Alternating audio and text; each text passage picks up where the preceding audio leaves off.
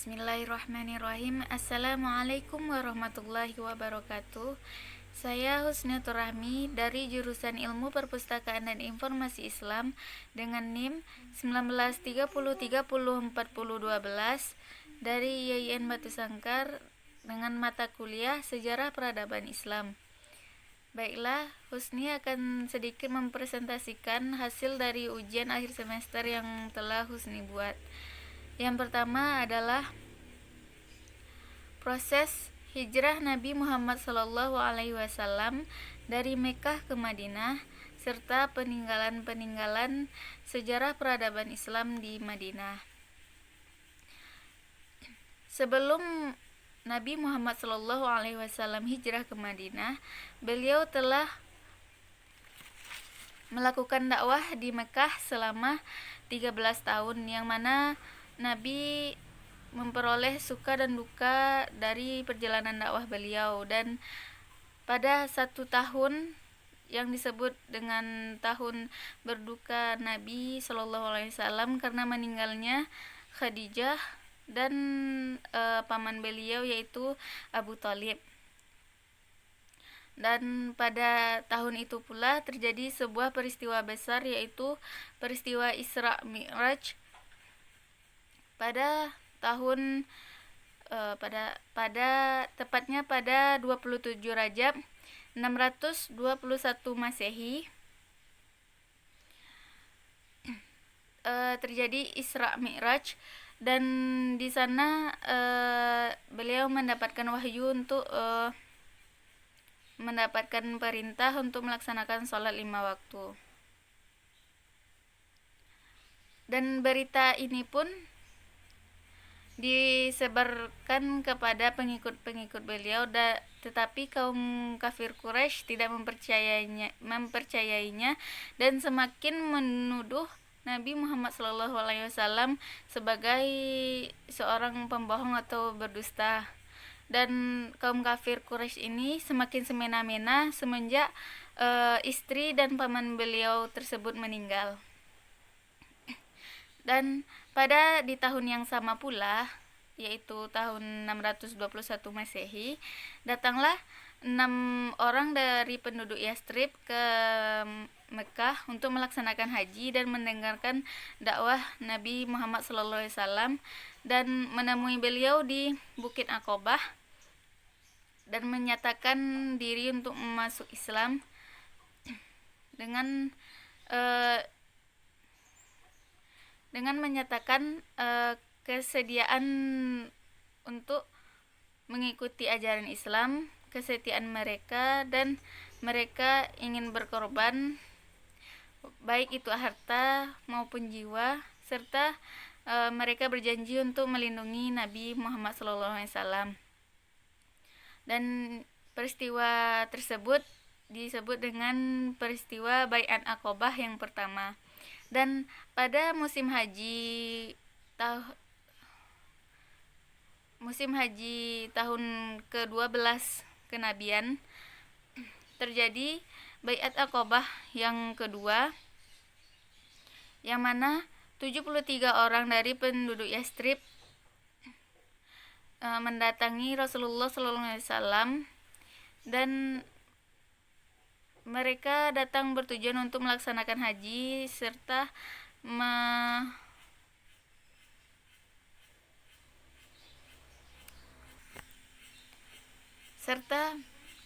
mereka menyatakan kesediaan untuk membela Nabi Muhammad SAW, melindungi Nabi, menyatakan kesetiaan dan beriman kepada Nabi Muhammad SAW, serta mereka rela untuk mempertaruhkan harta dan jiwa mereka dalam penyebaran ajaran Islam. Dan isi perjanjian Aqobah tersebut yang pertama adalah mereka menyatakan kesetiaan mereka terhadap Nabi SAW. Yang selanjutnya adalah mereka menyatakan rela mengorbankan harta dan jiwa mereka dalam penyebaran agama Islam. Dan selanjutnya mereka bersedia untuk melindungi Nabi dan para pengikutnya dalam penyebaran agama Islam. Tetapi setelah kesediaan mereka dalam menerima dan ingin menyebarluaskan Islam, Nabi Shallallahu Alaihi Wasallam tidak langsung hijrah ke Madinah karena belum mendapatkan wahyu untuk wahyu atau perintah dari Allah SWT untuk melakukan hijrah. Nah, tetapi beliau hanya menyuruh para kaum muslimin yang semakin hari semakin terdesak oleh kaum-kaum kafir Quraisy. Beliau memerintahkan untuk berangsur-angsur hijrah ke Madinah secara sembunyi-sembunyi. Dan pada akhirnya kaum kafir Quraisy mengetahui bahwa kaum muslimin telah berangsur-angsur meninggalkan Mekah, sehingga Nabi Muhammad SAW tidak begitu banyak yang melindunginya. Nah, dan kaum kafir Quraisy pun melakukan rapat di Dar an-Nadwah untuk merancang pembunuhan terhadap Nabi Shallallahu Alaihi Wasallam sebelum Nabi hijrah ke Madinah.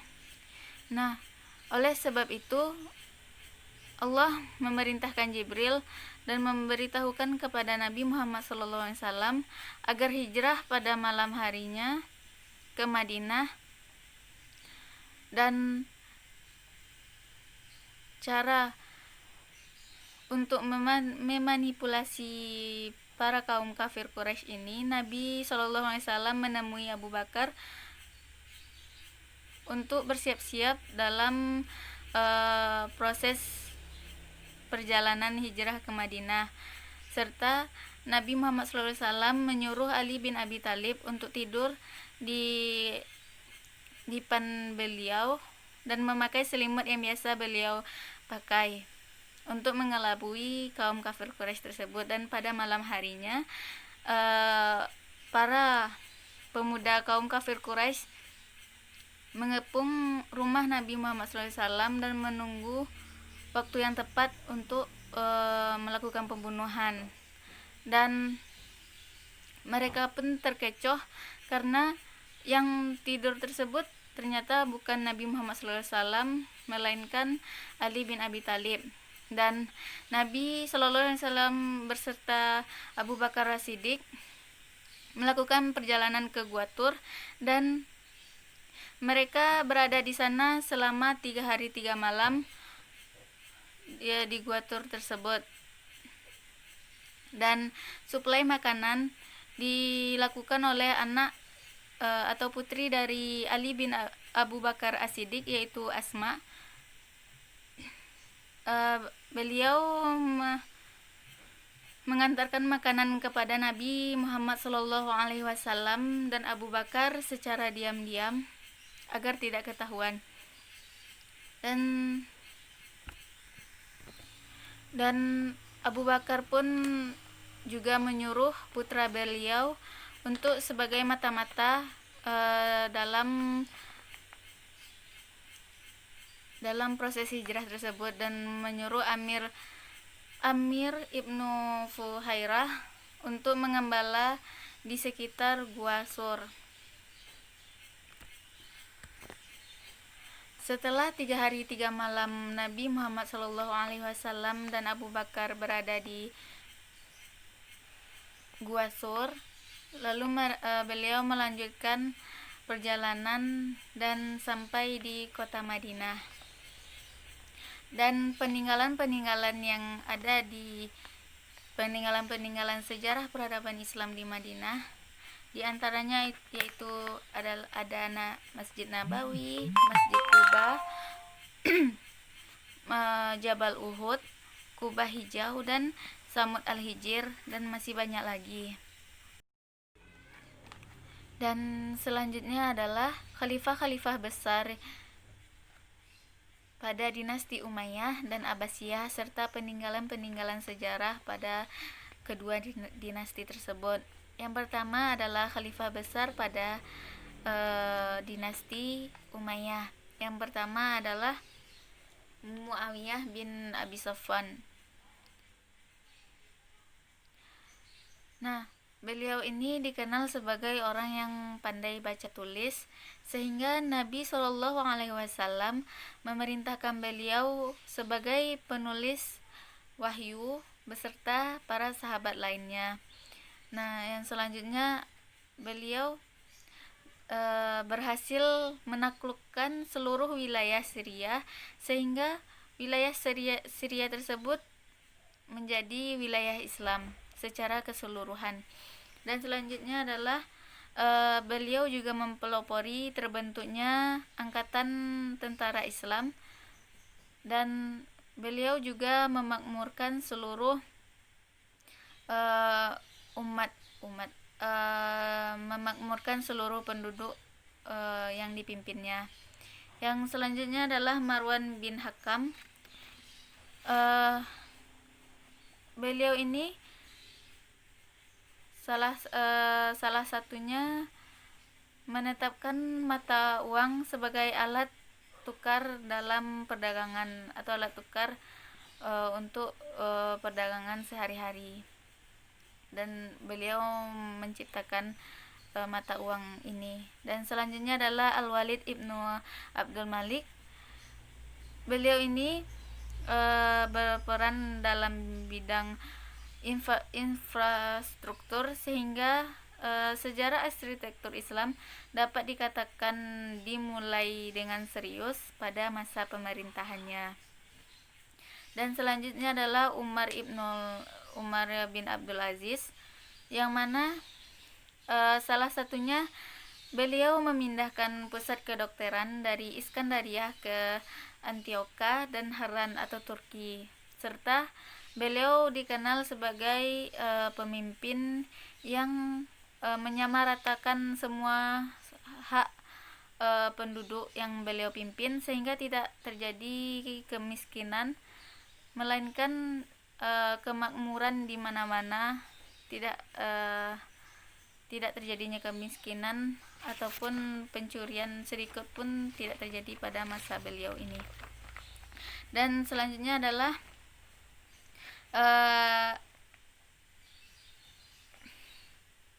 khalifah pada masa Bani Abbasiyah.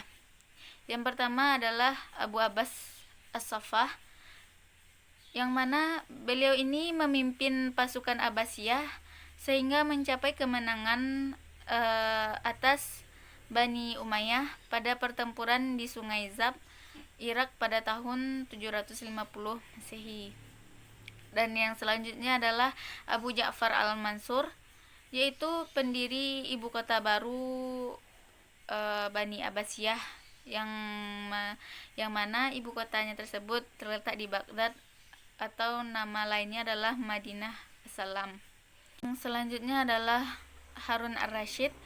Secara militer mampu mengalahkan Kekaisaran Romawi Timur dan memaksa mereka untuk membayar pajak.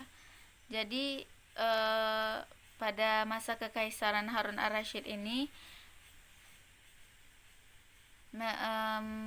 mereka atau beliau memimpin dan mampu mengalahkan Kekaisaran Romawi Timur. Selanjutnya adalah Al-Ma'mun, yaitu keistimewaan atau prestasi atau kenapa beliau dikatakan sebagai khalifah besar, karena beliau mendirikan Baitul Al-Hikmah, yaitu lembaga penterjemah kitab dari Yunani kuno dan India, dan menjadikan Baghdad sebagai pusat ilmu pengetahuan pada masa abad pertengahan. Dan peninggalan-peninggalan pada masa dinasti Umayyah diantaranya adalah Masjid Kubah Batu, Masjid Agung Umayyah, Istana Kaisar Amrah, dan peninggalan pada masa Bani Abbasiyah ini ada diantaranya adalah Qasrul Khuldi, Istana Emas, dan Masjid Samara. Kemajuan pemerintahan Islam di Andalusia, Spanyol, serta peninggalan sejarahnya. Ini yang ketiga. Nah, kemajuan pemerintahan Islam di Spanyol ini berada pada beberapa bidang. Yang pertama adalah bidang kedokteran, yang mana tokoh yang paling terkenal di bidang kedokteran ini yaitu Ibnu Sina dan salah satunya lagi Az-Zahrawi. Dan Ibnu Sina ini sebagai penulis buku Al-Qanun, yang mana buku ini sangat terkenal dalam bidang kedokteran.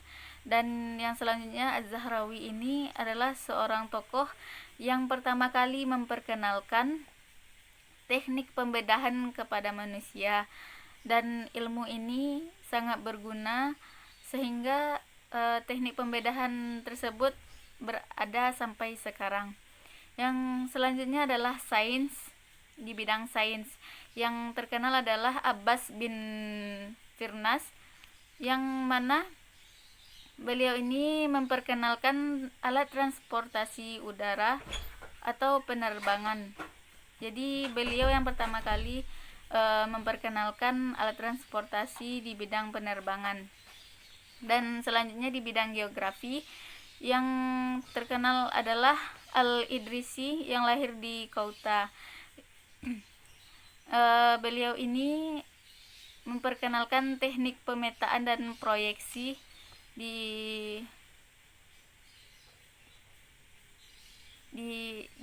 pada masanya. Dan selanjutnya adalah astronomi, yang tokoh yang memperkenalkan astronomi di bidang astronomi ini adalah Ibrahim bin Yahya. Beliau ini adalah orang yang menemukan waktu terjadinya gerhana matahari dan menentukan waktu lamanya terjadi gerhana matahari. Dan selanjutnya adalah di bidang arsitektur. Nah, banyak kita ketahui bahwa peradaban Islam di Spanyol ini mengembangkan karya yang sangat luar biasa, yaitu salah satunya adalah Masjid Cordoba, Medina Az-Zahra, dan lain sebagainya. Dan peninggalan-peninggalan pada masa Islam di Spanyol ini, yang pertama adalah Granada, Cordoba, Sevilla, dan Toledo. Baiklah, yang keempat adalah dampak positif dan negatif dari perang salib dan invasi Mongol terhadap masyarakat muslim atau umat muslim. Yang pertama adalah dampak positif dari terjadinya perang salib ini, yang mana pada perang salib ini terjadinya kehancuran peradaban Bizantium dan dikuasai oleh umat Islam semenjak terjadinya perang salib yang keempat hingga kekuasaan Turki Utsmani.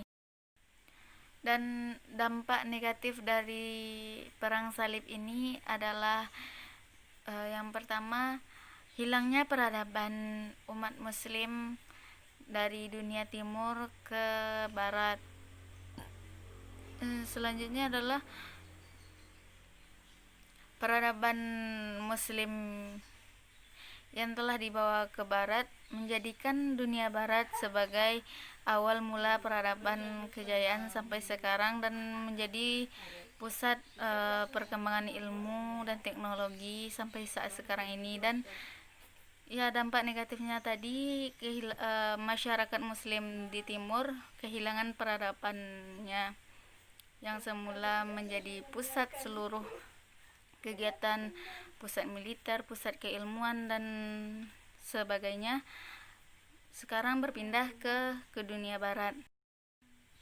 Dan dampak negatif dari invasi Mongol terhadap masyarakat muslim adalah yaitu kehancuran kota-kota dengan bangunan-bangunan yang membuat situasi umat muslim semakin buruk. Jadi serangan tentara Mongol terhadap umat muslim ini membuat kerusakan terjadi di mana-mana, sehingga kondisi umat muslim pada saat itu menjadi buruk, dan dampak positifnya juga ada. Yang pertama atau salah satunya adalah, kan orang Mongol atau bangsa Mongol melakukan pergaulan atau interaksi sosial dengan masyarakat muslim. Jadi pada masa Ghazan Khan awalnya beliau menganut agama Buddha, dan akhirnya di kerajaan yang beliau pimpin menjadikan agama Islam sebagai agama kerajaan. Jadi itu adalah salah satu dampak positif dari invasi Mongol terhadap umat Islam. Dan yang terakhir adalah 3 teori masuknya Islam ke Nusantara, serta ulama yang berperan dalam penyebaran Islam di Nusantara, dan selanjutnya dan serta 5 kerajaan Islam di Nusantara. Yang pertama adalah teori masuknya Islam ke Nusantara ini memiliki 3 teori. Yang pertama adalah teori Gujarat, yang mana di dalam teori ini Islam masuk di Nusantara datang dari wilayah Gujarat, India, melalui pedagang muslim yang datang ke Nusantara lewat jalur perdagangan Selat Malaka. Dan selanjutnya adalah teori Mekkah. Pada teori ini mengemukakan bahwa Islam masuk ke Nusantara pada abad ke-7 melalui pantai barat Sumatera yang sudah memiliki perkampungan Islam. Bahkan pada dalam teori ini juga mendapatkan berita dari Cina pada zaman dinasti Tang pada 674 Masehi. Jadi orang Arab sudah mendirikan perkampungan di pantai barat Sumatera. Dan selanjutnya adalah teori Persia, yang mana dalam teori ini mengemukakan bahwa Islam masuk ke Nusantara pada abad ke-13 yang berasal dari Persia, karena adanya kesamaan budaya yang dimiliki oleh beberapa kelompok masyarakat di Nusantara dengan Persia. Jadi itulah 3 teori dari masuknya Islam ke Nusantara. Yang selanjutnya adalah ulama yang berperan dalam penyebaran Islam di Nusantara, dan ulama-ulamanya tersebut diantaranya adalah Maulana Malik Ibrahim, Raden Rahmat, Raden Paku, Raden Mangkudun, Raden Qasim, Raden Masyahid, Raden Umar Said, dan Syarif Hidayatullah, serta Ja'far Shadiq. Dan 5 kerajaan Islam Nusantara diantaranya adalah Kerajaan Samudra Pasai, Kerajaan Demak, Cirebon, Aceh Darussalam, dan Kerajaan Maluku. Baiklah, hanya sekian penjelasan dari Husni. Mohon maaf apabila terjadi kesalahan dalam penyampaian atau ketidaksempurnaan, karena kesempurnaan hanya milik Allah Subhanahu wa Ta'ala, dan kesalahan dapat terjadi terhadap diri Husni sendiri. Terima kasih telah menyaksikan. Assalamualaikum warahmatullahi wabarakatuh.